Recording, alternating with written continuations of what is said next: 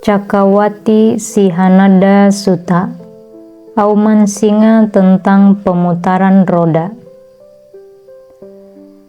Demikianlah yang kudengar, pada suatu ketika Sang Bhagawa sedang menetap di antara penduduk Magadha di Matula. Kemudian beliau berkata, "Para bikhu." Bhagawa, mereka menjawab, dan Sang Bhagawa berkata, "Para bikhu, jadilah pulau bagi diri kalian sendiri, jadilah pelindung bagi dirimu sendiri, jangan ada perlindungan lainnya. Jadikan Dhamma sebagai pulau bagi dirimu, jadikan Dhamma sebagai pelindungmu, jangan ada perlindungan lain." Dan bagaimanakah seorang bikhu berdiam sebagai pulau bagi diri sendiri, sebagai pelindung bagi diri sendiri, tanpa ada perlindungan lainnya, dengan Dhamma sebagai pulau baginya, dengan Dhamma sebagai pelindung, tanpa ada pelindung lainnya. Di sini para bikhu berdiam merenungkan jasmani sebagai jasmani, tekun, sadar jernih dan penuh perhatian. Setelah menyingkirkan kerinduan, kegelisahan terhadap dunia, ia berdiam merenungkan perasaan sebagai perasaan. Ia berdiam merenungkan pikiran sebagai pikiran. Ia berdiam merenungkan objek-objek pikiran sebagai objek-objek pikiran. Tekun dengan sadar jernih dan penuh perhatian setelah menyingkirkan kerinduan dan kegelisahan terhadap dunia. Peliharalah lahanmu sendiri, para bikhu, wilayah leluhurmu. Jika kalian melakukan hal itu, maka Mara tidak akan dapat menemukan tempat tinggal, tempat berpijak. Hanya dengan membangun kondisi-kondisi bermanfaat, maka jasa ini dapat meningkat. Suatu ketika, para bikhu, ada seorang raja pemutar roda bernama Dalhanemi, seorang raja yang adil, penakluk 4 penjuru yang telah mengokohkan keamanan di wilayahnya dan memiliki 7 pusaka, yaitu pusaka roda, pusaka gajah, pusaka kuda, pusaka permata, pusaka perempuan, pusaka perumah tangga, dan yang ketujuh, pusaka penasehat. Ia memiliki lebih dari 1000 putra yang adalah pahlawan-pahlawan bersosok kuat dan penakluk bala tentara musuh. Ia berdiam setelah menaklukkan tanah yang dikelilingi oleh lautan tanpa menggunakan tongkat atau pedang, melainkan dengan hukum, seperti Sutta 3 paragraf 1.5. Dan setelah beberapa ratus tahun dan beberapa ribu tahun, Raja Dalhanemi berkata kepada seseorang, "Anakku, jika engkau melihat pusaka roda suci itu jatuh dari posisinya, laporkan kepadaku." "Baik, Baginda," jawab orang itu. Dan setelah beberapa ratus tahun dan beberapa ribu tahun berlalu, orang itu melihat pusaka roda suci itu jatuh dari posisinya. Melihat hal ini, ia melaporkan kepada raja. Kemudian Raja Dalhanemi memanggil putra tertuanya, putra mahkota, dan berkata, "Putraku, pusaka roda suci telah jatuh dari posisinya, dan aku pernah mendengar bahwa jika hal ini terjadi pada seorang raja pemutar roda, ia tidak hidup lama lagi. Aku telah puas dengan kenikmatan manusiawi. Sekarang adalah waktunya untuk mencari kenikmatan surgawi. Engkau, putraku, ambil alihlah kendali atas wilayah yang dibatasi dengan lautan ini. Aku akan mencukur rambut dan janggutku, mengenakan jubah kuning, dan meninggalkan kehidupan rumah tangga dan menjalani kehidupan tanpa rumah." Dan setelah mengangkat putra tertuanya menjadi raja selayaknya, Raja Dalhanemi mencukur rambut dan janggutnya, mengenakan jubah kuning dan meninggalkan kehidupan rumah tangga dan menjalani kehidupan tanpa rumah. Dan 7 hari setelah sang raja meninggalkan keduniawian, pusaka roda suci lenyap. Kemudian seseorang mendatangi Raja Khattiya itu dan berkata, "Baginda, engkau harus tahu bahwa pusaka roda suci telah lenyap." Mendengar kata-kata ini, raja berduka dan bersedih. Ia mendatangi raja bijaksana dan memberitahukan berita itu. Dan sang raja bijaksana berkata kepadanya, "Anakku, engkau tidak perlu berduka dan merasa sedih karena lenyapnya pusaka roda. Pusaka roda bukanlah warisan dari ayahmu, tetapi sekarang anakku, engkau harus merubah dirimu menjadi Arya pemutar roda. Dan kemudian akan terjadi, jika engkau melakukan tugas-tugas seorang Arya pemutar roda pada hari Uposatha tanggal 15, ketika engkau mencuci kepalamu dan menaik ke teras di puncak istanamu untuk menjalankan hari Uposatha, pusaka roda suci akan muncul bagimu berjeruji 1000, lengkap dengan lingkar, sumbu, dan segala hiasannya." Tetapi apakah baginda tugas-tugas seorang Raja Arya pemutar roda? Yaitu anakku, engkau bergantung pada Dhamma, menghormatinya, menghargainya, menyayanginya, menyembahnya, dan memujanya, menjadikan Dhamma sebagai lencana dan spandukmu, mengakui Dhamma sebagai gurumu. Engkau harus menegakkan penjagaan, pertahanan, dan perlindungan sesuai Dhamma bagi rumah tanggamu, pasukanmu, para mulia dan bawahanmu, untuk para brahmana dan perumah tangga, penduduk desa dan kota, para petapa dan brahmana, binatang-binatang liar dan burung-burung. Jangan biarkan kejahatan menyerang kerajaanmu, dan bagi mereka yang membutuhkan, berikan barang-barang kebutuhan mereka. Dan petapa dan brahmana manapun dalam kerajaanmu yang meninggalkan nafsu indrawi dan menjalani praktik kesabaran dan kelembutan, masing-masing menjinakkan diri mereka, masing-masing menenangkan diri mereka, dan masing-masing berusaha untuk mengakhiri ketagihan.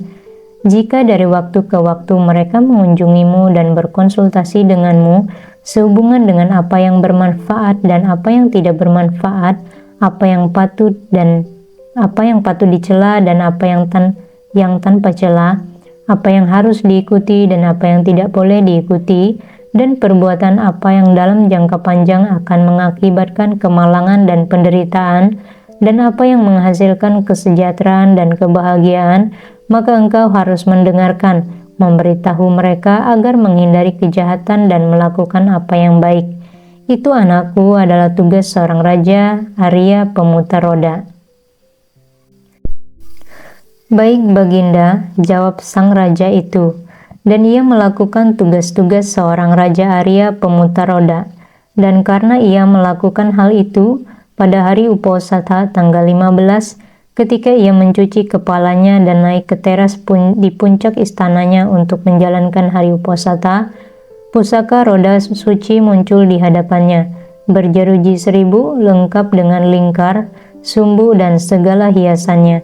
Kemudian sang raja berpikir, "Aku telah mendengar bahwa ketika seorang raja khatia yang sah melihat roda demikian pada hari Uposatha tanggal 15, ia akan menjadi seorang raja pemutar roda.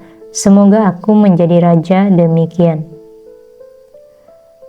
Kemudian bangkit dari duduknya, menutupi satu bahunya dengan jubahnya, raja mengambil kendi emas dengan tangan kirinya, memercikan air ke roda itu dengan tangan kanannya dan berkata, "Semoga pusaka roda mulia berputar, semoga pusaka roda mulia menaklukkan." Roda itu bergerak ke timur dan raja mengikuti bersama 4 barisan bala tentaranya. Dan di negeri manapun roda itu berhenti, raja juga menetap di sana bersama 4 barisan bala tentaranya. Dan raja-raja yang menentangnya di wilayah timur datang menghadapnya dan berkata, "Selamat datang baginda, selamat datang. Kami adalah milikmu baginda, perintahlah kami baginda." Dan sang raja berkata, "Jangan membunuh, jangan mengambil apa yang tidak diberikan, jangan melakukan hubungan seksual yang salah, jangan berbohong, jangan meminum minuman keras, makanlah secukupnya." Dan mereka yang menentangnya di wilayah timur menjadi taklukannya. Kemudian roda itu bergerak ke selatan, barat, dan utara seperti paragraf 6. Kemudian pusaka roda setelah menaklukkan wilayah-wilayah dari laut ke laut, kembali ke ibu kota kerajaan dan berhenti di depan istana raja ketika raja sedang memimpin persidangan, seolah-olah menghias istana kerajaan.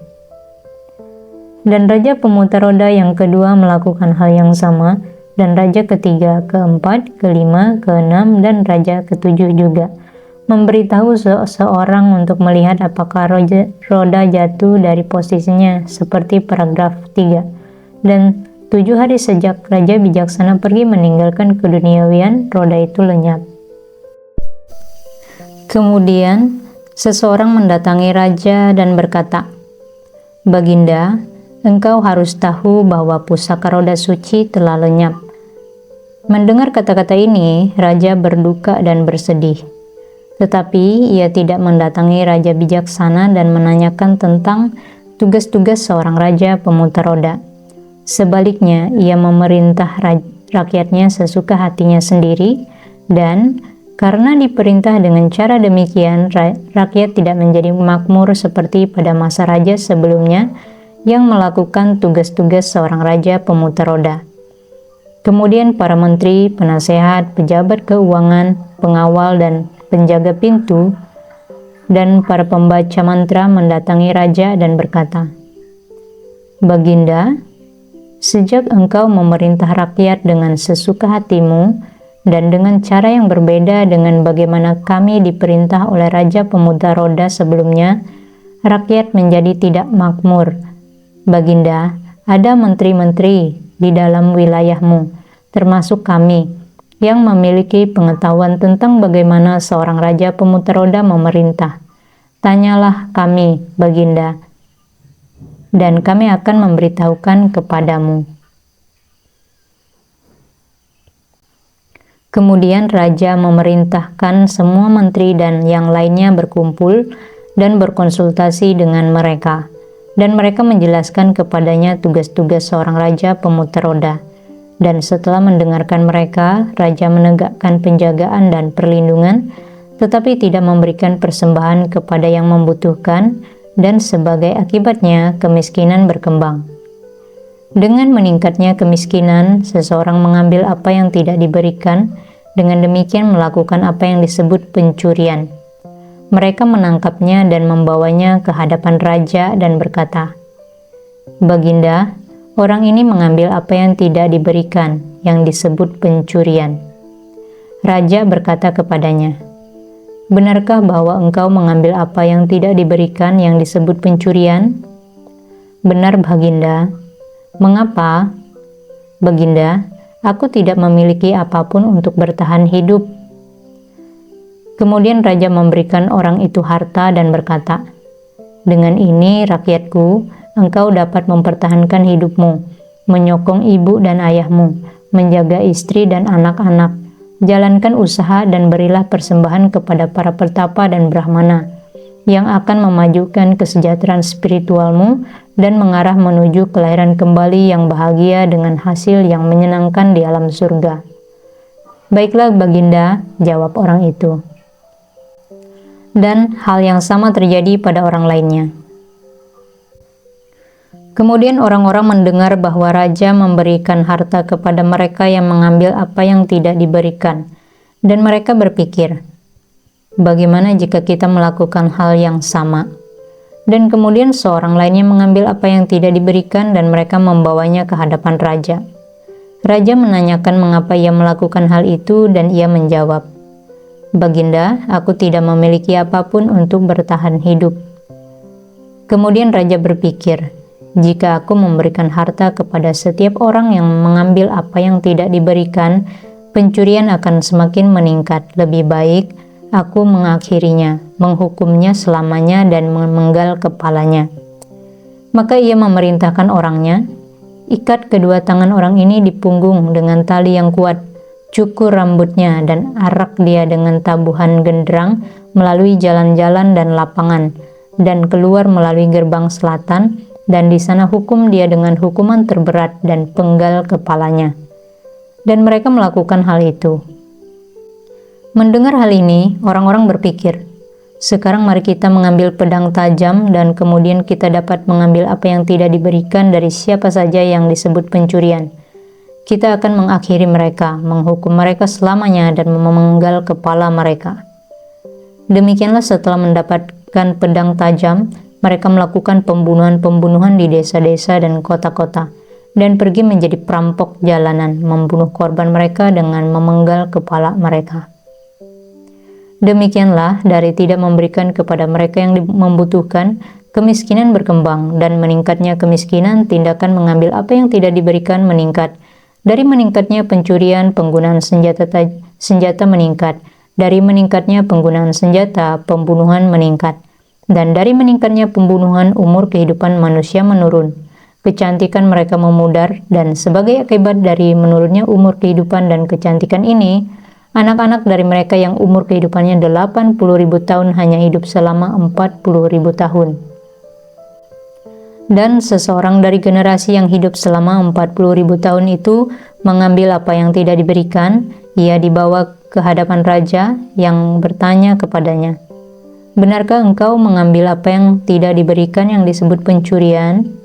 "Tidak, Baginda," ia menjawab. Dengan demikian ia dengan sengaja mengatakan kebohongan. Demikianlah dari tidak memberikan kepada mereka yang membutuhkan, pembunuhan meningkat, dan dari pembunuhan kebohongan meningkat. Dari meningkatnya kebohongan, umur kehidupan manusia menurun, kecantikan mereka memudar, dan sebagai akibatnya, anak-anak dari mereka yang umur kehidupannya 40.000 tahun hanya hidup selama 20.000 tahun. Dan seseorang dari generasi yang hidup selama 20.000 tahun itu mengambil apa yang tidak diberikan. Orang lain melaporkan hal itu kepada raja dengan mengatakan, "Baginda, orang itu telah mengambil apa yang tidak diberikan." Dengan demikian mengatakan kejahatan orang lain. Demikianlah dari tidak memberikan kepada mereka yang membutuhkan, tindakan mengatakan kejahatan orang lain meningkat, dan sebagai akibatnya umur kehidupan manusia menurun, kecantikan mereka memudar, dan sebagai akibatnya anak-anak dari mereka yang umur kehidupannya 20.000 tahun hanya hidup selama 10.000 tahun. Dan dari generasi yang hidup selama 10.000 tahun itu, beberapa cantik dan beberapa buruk rupa. Dan mereka yang buruk rupa karena iri terhadap mereka yang cantik melakukan pelanggaran seksual dengan istri-istri orang lain.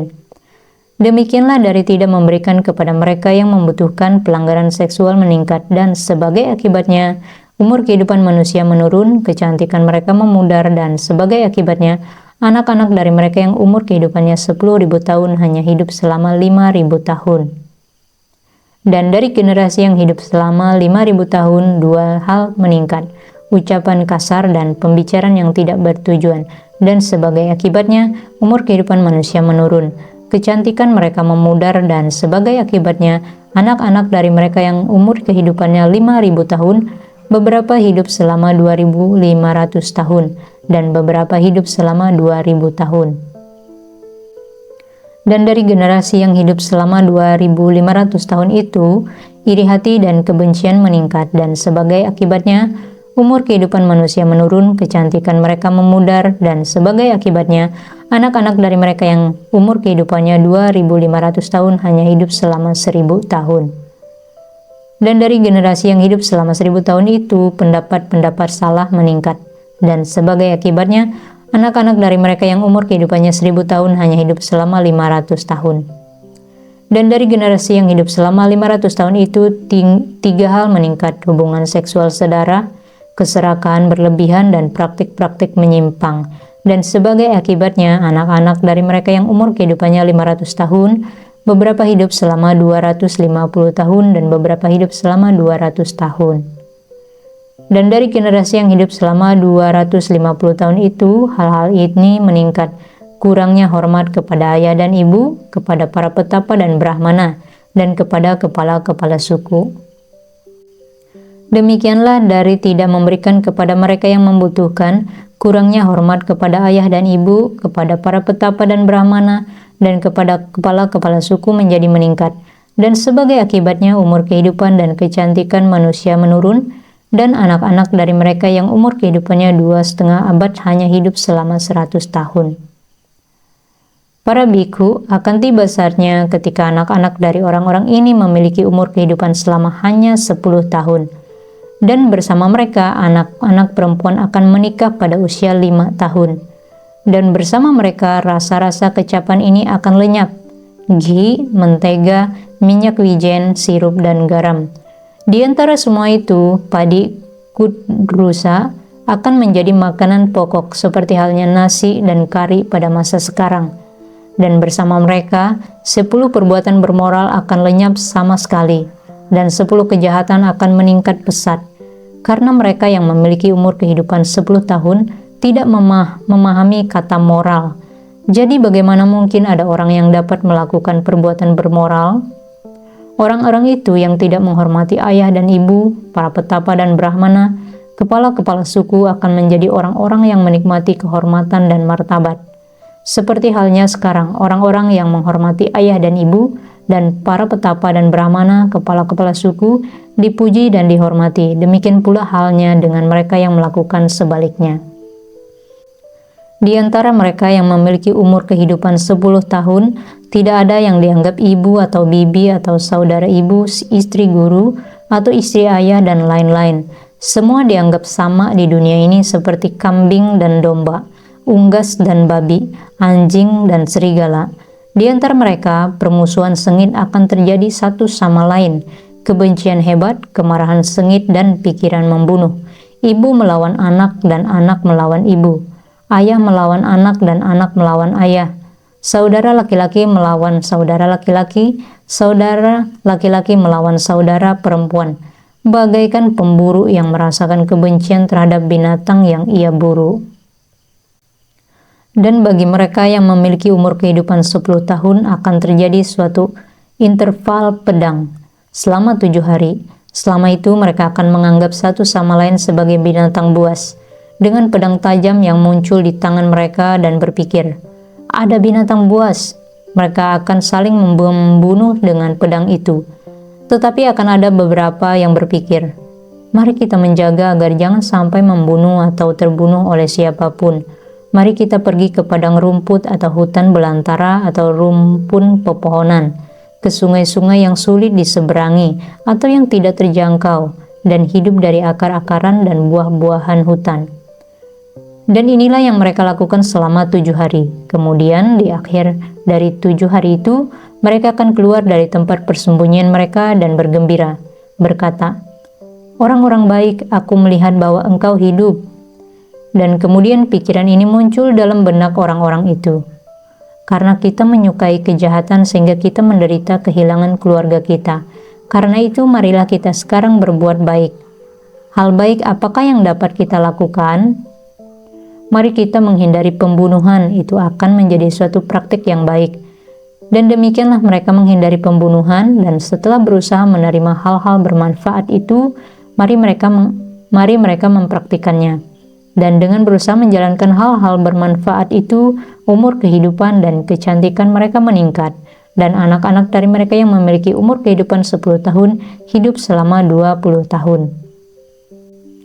Kemudian orang-orang itu berpikir, karena melakukan praktik-praktik bermanfaat, maka kita telah meningkat dalam hal umur kehidupan dan kecantikan.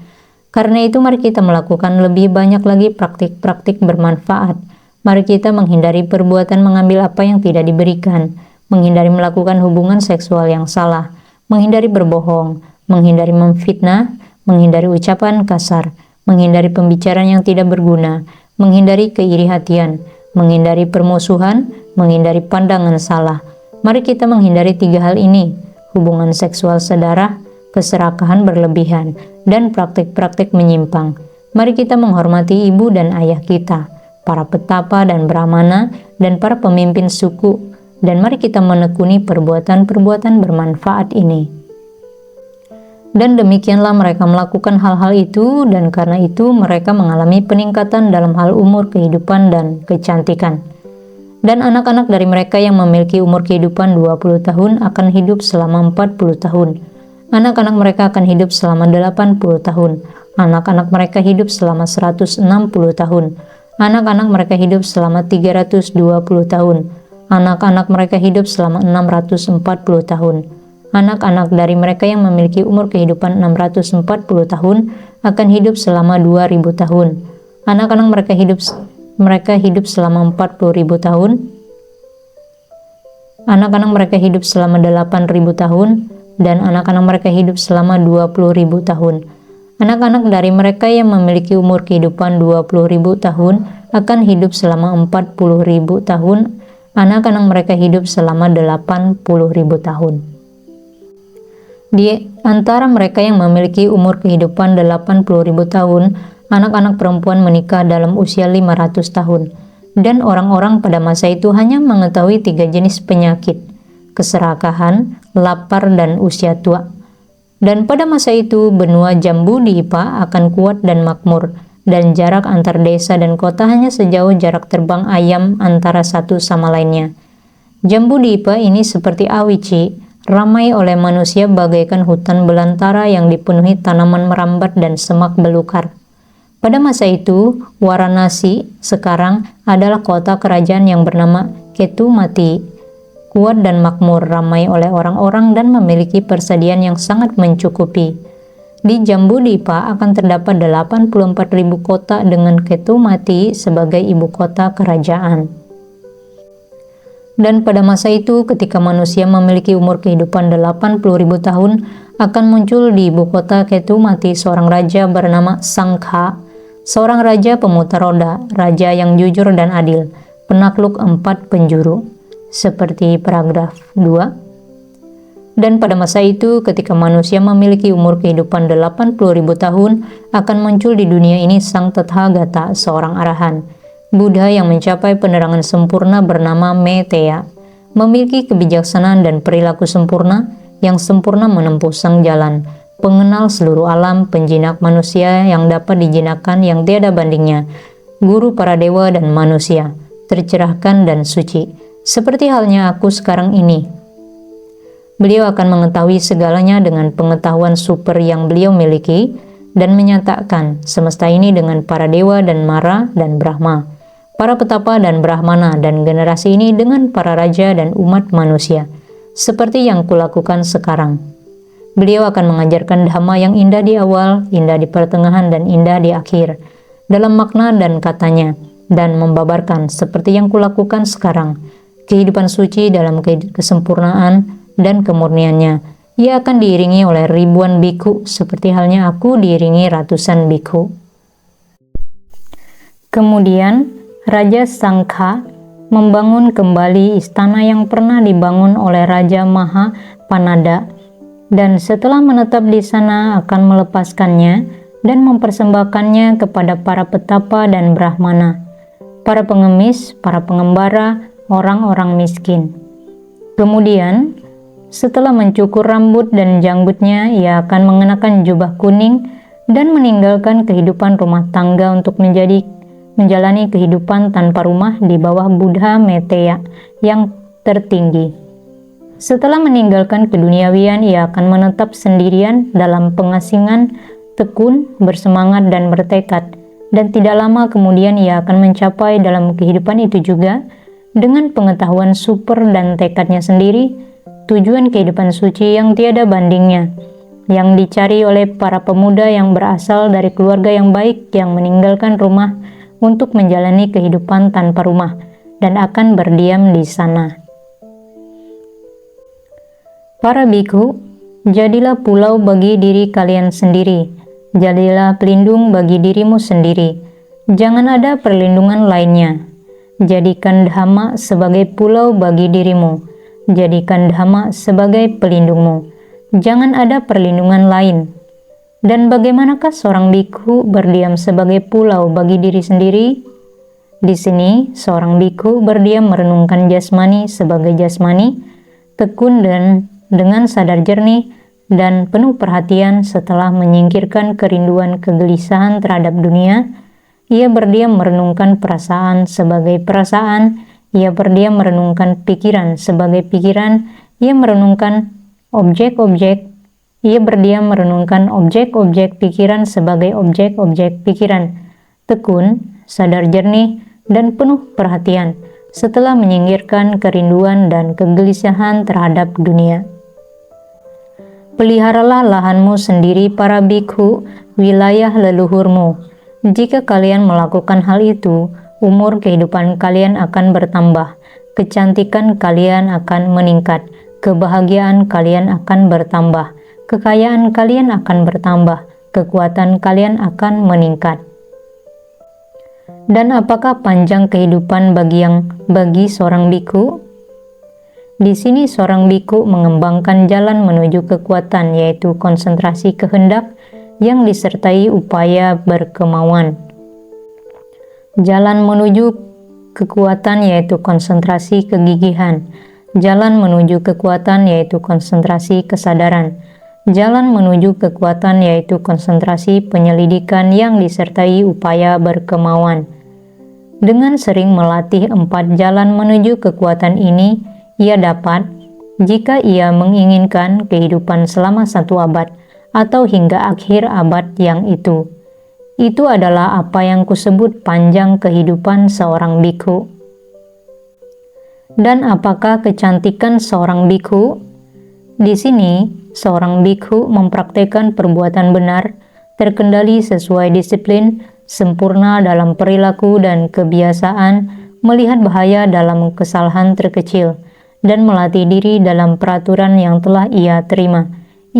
Itu adalah kecantikan seorang bikhu. Dan apakah kebahagiaan bagi seorang bikhu? Di sini seorang bikhu terlepas dari keinginan indria memasuki jhana pertama, seperti Sutta 22 paragraf 21. Kedua, ketiga, jhana keempat dimurnikan oleh keseimbangan dan perhatian. Ini adalah kebahagiaan bagi seorang bikhu. Dan apakah kekayaan bagi seorang bikhu? Di sini seorang bikhu dengan pikiran penuh dengan cinta kasih berdiam meliputi 1 arah, arah kedua, ketiga, keempat. Demikianlah ia berdiam meliputi seluruh dunia, ke atas, ke bawah, ke sekeliling, ke segala penjuru, selalu dengan pikiran penuh dengan cinta kasih, berlimpah, tanpa batas, tanpa kebencian atau permusuhan. Kemudian dengan pikirannya penuh dengan belas kasihan, dengan pikirannya penuh dengan kegembiraan simpatik, dengan pikirannya penuh dengan keseimbangan, ia berdiam meliputi seluruh dunia, ke atas, ke bawah, ke sekeliling, ke segala penjuru, selalu dengan pikiran penuh dengan keseimbangan, berlimpah, tanpa batas, tanpa kebencian atau permusuhan. Ini adalah kekayaan bagi seorang bikhu. Dan apakah kekuatan bagi seorang bikhu?